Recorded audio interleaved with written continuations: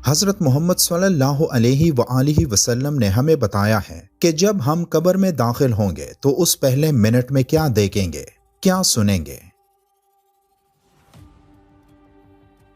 وہ لمحہ انتہائی سخت ہوگا، جیسے کہ حضرت علی رضی اللہ تعالیٰ عنہ نے فرمایا کہ میں نے اللہ کے رسول صلی اللہ علیہ وآلہ وسلم سے سنا کہ انسان کی سب سے مشکل رات قبر کی پہلی رات ہوتی ہے، جب دوسرے انسان، اس کے دوست، عزیز و اقارب، رشتہ دار اسے دفنا کر چھوڑ کر چلے جاتے ہیں تو وہ انسان روتا رہتا ہے، ہر ایک دوست کے پاس آتا ہے اور اسے روکنے کی کوشش کرتا ہے کہ مجھے چھوڑ کر نہ جاؤ، لیکن افسوس اس کی آواز کوئی نہیں سنتا۔ تب وہاں پر ہر کوئی اکیلا رہ جاتا ہے۔ تب ہمارا سامنا ان فرشتوں سے ہوتا ہے جو ہمارے اعمال ہوتے ہیں۔ اب وہ کس شکل میں ہمارے سامنے ہوں گے، اچھے یا برے، اس بارے میں کوئی کچھ نہیں کہہ سکتا۔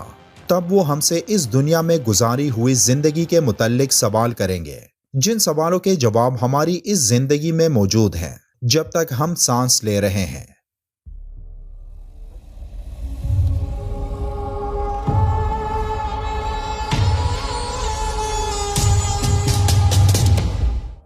اس دنیا میں ہر جاندار کو ایک دن مرنا ہوتا ہے۔ موت تک ایک انسان اس دنیا میں زندگی گزارتا ہے اور وہ جو کچھ کرتا ہے وہ سب ریکارڈ ہوتا ہے۔ لیکن کیا آپ جانتے ہیں کہ موت کے بعد ایک انسان کے ساتھ کیا ہوتا ہے؟ وہ کہاں جاتا ہے، کیا دیکھتا ہے، کیا سنتا ہے؟ آپ صلی اللہ علیہ وآلہ وسلم نے فرمایا، اے قبر، یا تو جنت کا چمن ہے یا تو پھر آگ کا ایک تندور۔ اگر وہ مردہ نیک ہوگا تو جواب دینے والے اسے جواب دیں گے کہ اے قبر، تو دیکھ تو صحیح اس کے اعمال کیسے ہیں، یہ اچائی اختیار کرتا تھا اور برائی سے دور رہتا تھا۔ یہ سن کر قبر کہتی ہے کہ بے شک یہ نیک تھا، اب میں اس کے لیے سرسبز ہو جاتی ہوں۔ تب فرشتے اس نیک انسان کو جنت سے لائی ایک ایسی خوشبو لگاتے ہیں جس خوشبو کی ایک بوند بھی اس دنیا میں بھیجی گئی تو تا قیامت یہ تمام دنیا اس خوشبو سے مہکتی رہے گی۔ اس مردے کا جسم اس وقت روشن ہو جاتا ہے اور اس کی روح اللہ تعالیٰ کی طرف بھیج دی جاتی ہے، جہاں اس انسان کے لیے آسمان کے دروازے کھل جاتے ہیں۔ 7 آسمانوں پر 7 دروازوں سے اس انسان کی روح گزرتی ہے، جہاں ہر دروازے پر موجود نگہبان اس سے سوال کرتا ہے کہ تم کون ہو؟ پھر جواب سننے کے بعد وہ اس انسان کو اگلے آسمان کی طرف بھیجتا ہے، یہاں تک کہ وہ 7ویں آسمان تک پہنچ جاتا ہے۔ تب اللہ فرشتوں کو حکم دیتا ہے کہ اس انسان کو دوبارہ دنیا میں لے جاؤ، کیونکہ میں نے اسے دنیا میں پیدا کیا ہے اور اسے دوبارہ دنیا میں ہی زندہ کروں گا جب قیامت کا دن ہوگا۔ تب فرشتے اللہ کے حکم پر اس کو 7ویں زمین پر پہنچا دیتے ہیں، جو قیامت تک اس کا قبر ہوتا ہے، اور جو کوئی بھی اس کے قبر کی زیارت کے لیے آتا ہے تو وہ قبر کے اندر سے اس کی باتیں، یہاں تک کہ قدموں کی آوازیں بھی سنتا ہے۔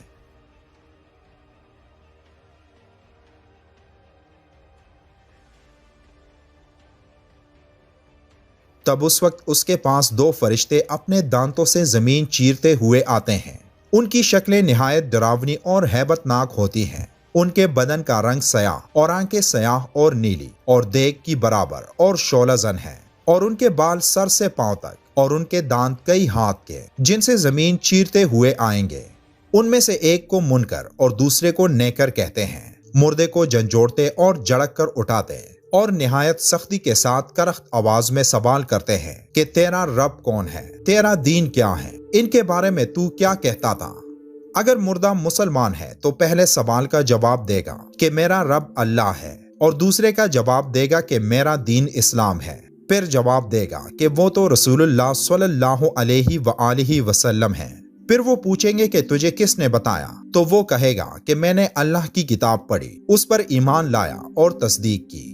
تب اس وقت آسمان سے ایک آواز آئے گی کہ اس نے سچ کہا، تو اس کے لیے جنت کا بچھونا بچھاؤ اور جنت کا لباس پہناؤ، اور اس کے لیے جنت کی طرف ایک دروازہ کھول دو۔ جنت کی نسیم اور خوشبو اس کے پاس آتی رہے گی، اور جہاں تک نگاہ پھیلے گی وہاں تک اس کی قبر کشادہ کر دی جائے گی۔ تب اس کے لیے جنت کی کھڑکی کھول دی جائے گی، مگر اس سے پہلے اس کے بائیں ہاتھ کی طرف جہنم کی کھڑکی کھولی جائے گی، جس کی لپٹ اور جلن اور گرم ہوا اور سخت بدبو آئے گی، تو اسے فوراً بند کر دیا جائے گا۔ پھر اس کے بعد اس کے داہنی طرف سے جنت کی کھڑکی کھولی جائے گی اور اس سے کہا جائے گا کہ اگر تو ان سوالوں کے صحیح جواب نہ دیتا تو تیرے واسطے وہ تھی، اور اب یہ ہے۔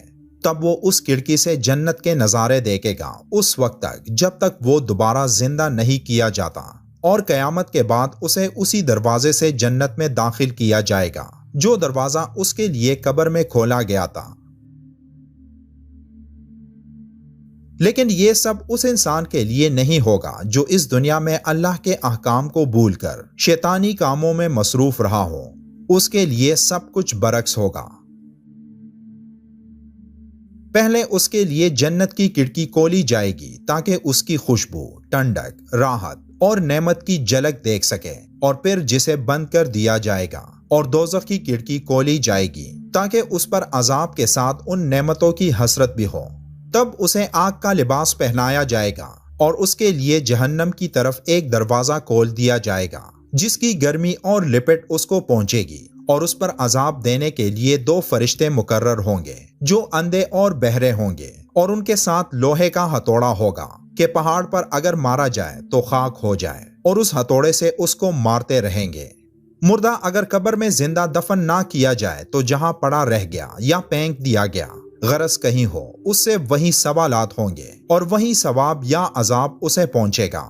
پھر جب ان کو آسمان کی طرف لے جایا جائے گا تو پہلے آسمان کے دروازے پر ان کو داخل ہونے سے روک دیا جائے گا، جیسے کہ سورہ الاعراف کی آیت نمبر 40 میں اللہ کا ارشاد ہے، جن لوگوں نے ہماری آیتوں کو جھٹلایا اور ان سے سرتابی کی، ان کے لیے نہ آسمان کے دروازے کھولے جائیں گے اور نہ وہ بہشت میں داخل ہوں گے، یہاں تک کہ اونٹ سوئی کے ناکے میں سے نہ نکل جائے، اور گنہگاروں کو ہم ایسی ہی سزا دیا کرتے ہیں۔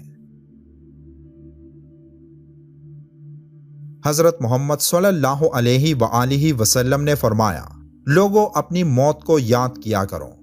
آج ہم سب اپنی زندگی میں مصروف ہیں، اس بات سے بے خبر کہ موت ہمارے پیچھے ہے، لیکن ہم کس کے پیچھے ہیں؟ یہ سوال ایک بار اپنے آپ سے ضرور کیجئے گا۔ آخر میں ایک بار درود شریف پڑھنا مت بھولیے گا۔ ملتے ہیں ایک اور اچھے سے ٹاپک کے ساتھ، تب تک کے لیے اللہ حافظ۔